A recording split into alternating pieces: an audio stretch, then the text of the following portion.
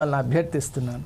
Thank you very much Sudhakar Sharma గారు. ప్రస్తుతం ఒక డాక్టర్ చెరుకు సుధాకర్ గారి దగ్గర వెళ్దాం. సుధాకర్ గారు చెరుకు సుధాకర్ గారు, ఈరోజు పరిస్థితులను బట్టి మనం వైద్య కళాశాలలో విద్యాభ్యాసం చేస్తున్న వైద్య విద్యార్థులు ఏమైందో ఎంత నిర్లక్ష్యానికి గురైనో దానికి ఉదాహరణనే ఈరోజు ఎన్ఎంసి నిరాకరించింది అడ్మిషన్స్లకు.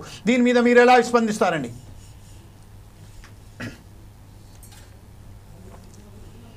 చెరుకు సుధాకర్ గారు, కొంచెం మీ ఫోన్ అన్మ్యూట్ చేసి మాట్లాడండి సార్ ప్లీజ్.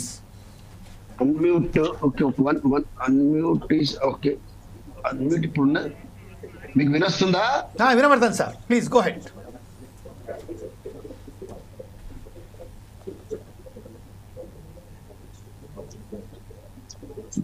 సుధాకర్ గారు మాట్లాడండి.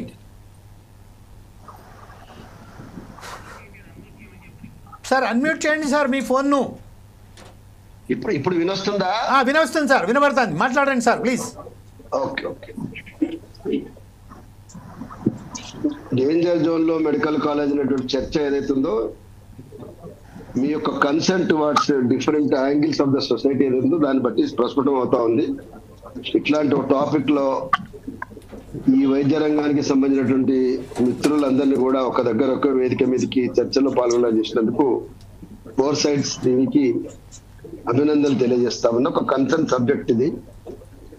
మెడికల్ కాలేజీలు తేవడం అనేది బుల్లెట్ ట్రైనో లేకపోతే విమానాశ్రయమో లేకపోతే కొత్త రాజధాని నగరమో తీసుకొచ్చినట్టుగా, కొత్త జిల్లాలు తీసుకొచ్చినట్టుగా రొమాంటిసైజ్డ్ సబ్జెక్ట్ కాదు అది. అంటే ఒక ప్రెస్టీజియస్ మా ప్రభుత్వానికి అని చెప్పేటువంటి టైప్ ఇష్యూ కాదు. వాస్తవానికి అయితే తెలంగాణ రాష్ట్రం వచ్చిన తర్వాత చాలా చాలా అంటే చాలా ఛాలెంజ్ గా తీసుకుని చాలా మెడికల్ కాలేజ్ తీసుకున్నారు.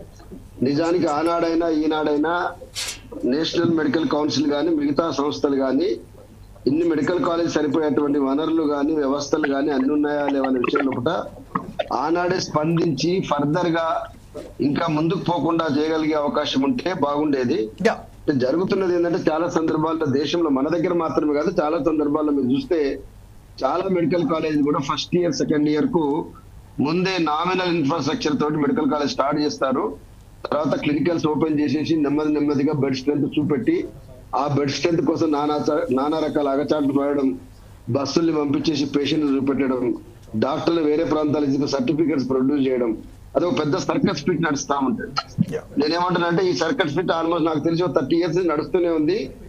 ఇప్పుడు గవర్నమెంట్ మెడికల్ కాలేజీలు ఇన్ని వచ్చిన తర్వాత ఆ ఫీట్ ఇక్కడ పనిచేయదు. ఎందుకంటే అక్కడ ప్రైవేట్ యాజమాన్యము వాళ్ళ లాభాల కోసము వాళ్ళ డొనేషన్స్ కోసము ఏదో ఒక రకంగా దాన్ని మేనేజ్ చేసుకుంటారు.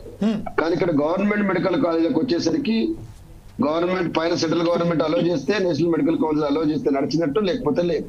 ముఖ్యంగా కాంగ్రెస్ గవర్నమెంట్ లో మరి ఇన్ని మెడికల్ కాలేజీలు వచ్చినప్పుడు ఇప్పుడు వచ్చినాయి రాకముందుకు రాకపోయినా బాగుండు అనుకుంటే వేరే సైడ్ వచ్చినటువంటి మెడికల్ కాలేజీని ఎట్టి పట్ల కూడా పర్మిషన్ వచ్చేలాగా చేసుకోవడము, సర్వీసెస్ యూజ్ చేసుకోవడము, అవసరమైతే ప్రైవేట్ మెడికల్ కాలేజీలో వచ్చేటువంటి ఫీజెస్ ఏవైతే ఉంటాయో అవి డెవలప్మెంట్ కూడా వాడుకునే విధంగా చూసుకోవడం. ఎందుకంటే దేశవ్యాప్తంగా చూసుకుంటే గతంలో అయితే డాక్టర్స్ వర్సెస్ పేషెంట్స్ అది రేషియో ఏదైతే ఉందో ఆ విషయంలో గైడ్ లైన్స్ కూడా ఇండియాలో చాలా సందర్భాలు మారినాయి.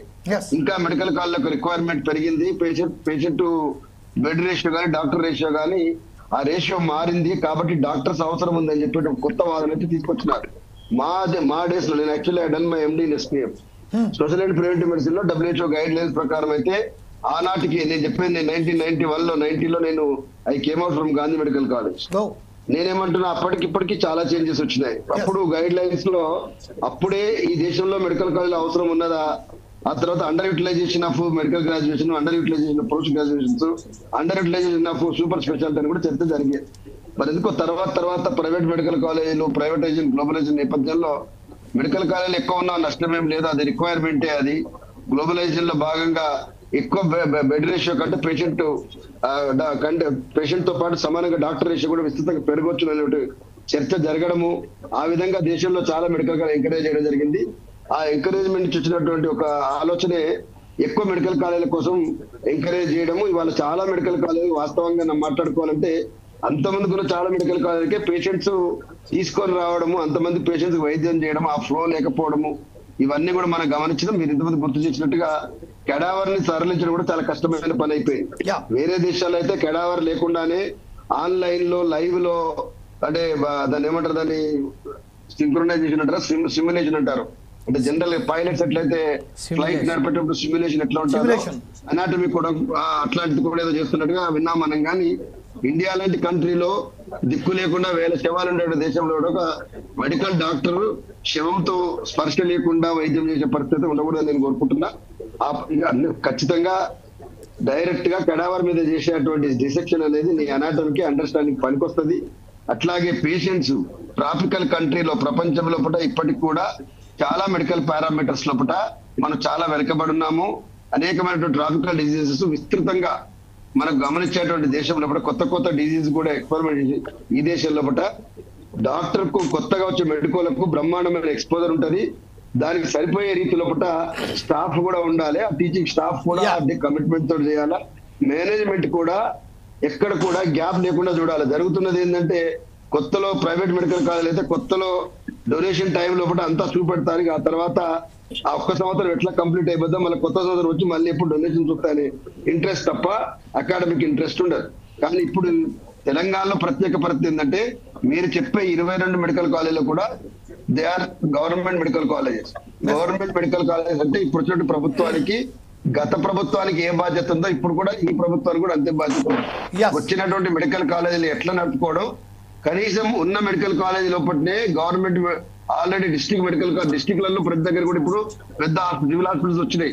సివిల్ హాస్పిటల్ తోటి కోఆర్డినేట్ చేసుకొని రెండింటి మధ్యన సింక్రనైజ్ చేసుకొని సర్వీసెస్ పెంచుకోగలిగితే సూపర్ స్పెషలిస్టులు అందరినీ కూడా ఇమీడియట్ గా ఆన్ బోర్డ్ చూపెట్టగలిగితే, రిక్రూట్ చేసుకోగలిగితే మంచిగా ఉంటది. ఇప్పుడు కూడా దురదృష్టం ఏంటంటే 1,50,000 1,20,000 జీతం నుంచి స్పెషలిస్ట్ తోటి సూపర్ స్పెషలిస్ట్ తోటి బార్గెన్ చేస్తుంది ఈ గవర్నమెంట్. అది ఏ గవర్నమెంట్ చేసినా తప్పే అవుతుంది. ఇవ్వాలన్నటువంటి మార్కెట్ వాల్యూ ప్రైవేటైజేషన్ పెరిగిన తర్వాత కనీసంగా కూడా 2 లక్షల రూపాయల కన్సల్టేషన్ అంటే స్పెషలిస్టులకు ఇచ్చేటువంటి పద్ధతి చేసుకొని ఎంకరేజ్ చేసి వాళ్ళ ఫుల్ టైం క్వార్టర్స్ ఇచ్చి అన్ని విధాలా చేయగలిగేది ఉంటే తప్పకుండా స్టాఫ్ వస్తారు, బాగా ఉంటది. మన దేశానికి అవసరం ఉన్నది. ఇప్పటికి కూడా చాలా మంది ఏమంటారంటే డాక్టర్లు చిన్న సెంటర్లకు పోతే ఎంబీబీఎస్ డాక్టర్లు అండర్ యూటిలైజేషన్ అయింది కదా అని. ఆ మేరకు డెఫినెట్ గా అవైలబిలిటీ ఆఫ్ క్వాలిఫైడ్ డాక్టర్ ఉంటే డెఫినెట్ గా సర్వీసెస్ ఇంప్రూవ్ అవుతుంది. మోర్టాలిటీ తగ్గడానికి అవకాశం ఉంటుంది, మార్బిలిటీ తగ్గడానికి అవకాశం ఉంటుంది. ఇంటర్నేషనల్ గా కూడా మనకు ఒక మంచి అప్రూవల్ వస్తుంది. అంటే మెడికల్ సైన్సెస్ లోపల పెట్టయితే దేశం ప్రపంచం లోపలనే ఈ దేశపు డాక్టర్లు చాలా టాలెంటెడ్, చాలా కమిటెడ్, చాలా ఒప్పుకోలు పేరు ఎట్లుందో మెడికల్ కాలేజీలో కూడా ఆ పేరు వచ్చే అవకాశం ఉంటుంది. కాబట్టి కాంగ్రెస్ ప్రభుత్వం నుంచి సోదరులు విజ్ఞప్తి చేస్తున్నా, దామోదర్ రాజనరసింహ గారు వారికి అన్ని విషయాలు తెలుసు. ఇప్పుడు ఈ ప్రభుత్వం కూడా విస్తృతంగా కృషి చేయాలి. ఆయా మెడికల్ కాలేజ్ ప్రిన్సిపాల్స్ మిగతా వాళ్ళకు కూడా అవసరమైతే డిఎంహెచ్ఈ నుంచి ఇమీడియట్ గా ఒక టాస్క్ ఫోర్స్ పెట్టుకొని ప్రతి సపోర్ట్ ఏదైతే రిక్వైర్మెంట్ ఉందో దాన్ని యుద్ధ ప్రాతిపదికన కంప్లీట్ చేసి ఎన్ఎంసీ నుంచి ఏ విధమైన రిమార్క్స్ రాకుండా చూసుకోవాలని చెప్పేసి ఈ సందర్భంగా విజ్ఞప్తి చేస్తున్నా. ఇదే